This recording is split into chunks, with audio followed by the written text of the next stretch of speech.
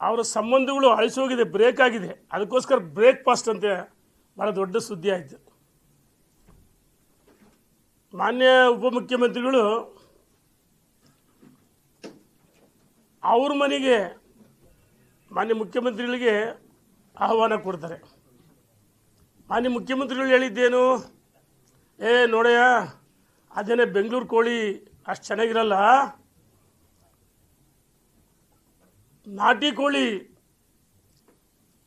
ಕನಕಪುರದಲ್ಲಿ ತಗೊಂಬ ಅಂತ ಹೇಳ್ತಾರೆ. ನಾವೇನೋ ಮಾನ್ಯ ಮುಖ್ಯಮಂತ್ರಿಗಳು ಉಪಮುಖ್ಯಮಂತ್ರಿ ಮನೆಯಲ್ಲಿ ಈ ರಾಜ್ಯದ ಜ್ವಲಂತ ಸಮಸ್ಯೆಗಳು, ಅಗತ್ಯ ವಸ್ತುಗಳ ಬೆಲೆ ಏರಿಕೆ ಮತ್ತು ರೈತ, ಇವತ್ತು ರಾಜ್ಯದ ರೈತರು ಕಣ್ಣಲ್ಲಿ ಕಣ್ಣೀರು ಬರ್ತಲ್ಲ, ರಕ್ತ ಬರ್ತದೆ. ನಾವೇನು ರೈತರೆಲ್ಲ ಕಡೆ ಭಾರತೀಯ ಜನತಾ ಪಾರ್ಟಿ ರಾಜ್ಯದ ಉದ್ದಗಲಕ್ಕೆ ರಾಜ್ಯ ಭಾರತೀಯ ಜನತಾ ಪಾರ್ಟಿ ರಾಜ್ಯ ರೈತ ಮೋರ್ಚಾ ರೈತ ಮೋರ್ಚಾ ರೈತರುಗಳು ಬೆಳೆದಂಥ ಭತ್ತ, ಮೆಕ್ಕೆಜೋಳ ಕೇಂದ್ರ ಸರ್ಕಾರ MRP ದರ ಬಗ್ಗೆ ನಿಗದಿ ಮಾಡಿದೆ, MSP.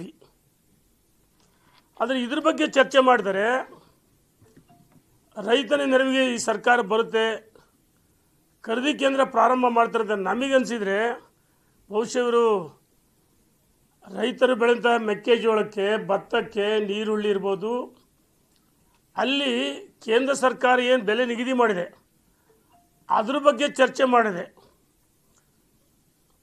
ವಿಧಾನಸೌಧ 3ನೇ ಮಹಡಿಯಲ್ಲಿ ಶಾಸಕರ ಖರೀದಿ ಕೇಂದ್ರವನ್ನು ಪ್ರಾರಂಭ ಮಾಡಿದೆ. ಈ ನಾಡಿನ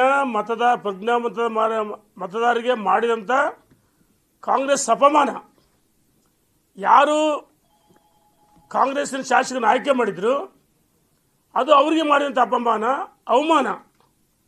ಭಾಳ ದೊಡ್ಡ ಸುದ್ದಿ ಏನು, ನಾಟಿ ಕೋಳಿ ಸವಿದ್ರು, ತಟ್ಟೆ ಇಡ್ಲಿ ತಿಂದರು, ಯಾರು ಬಡಿಸಿದ್ರು, ಅದು ಭಾಳ ದೊಡ್ಡ ಸುದ್ದಿ. ಅದು ವರ್ಣರಂಜಿತವಾಗಿ ನಮಗೇನೋ ಭಾಳ ಭರವಸೆ ಇತ್ತು.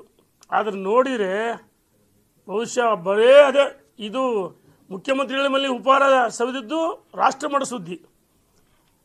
ಮಾನ್ಯ ಉಪಮುಖ್ಯಮಂತ್ರಿಗಳ ಮನೆಯಲ್ಲಿ ನಾಟಿ ಕೋಳಿ ಸವಿದಿದ್ದು ವಿದೇಶ ಮಟ್ಟದಲ್ಲಿ ಚರ್ಚೆ ಆಯಿತು.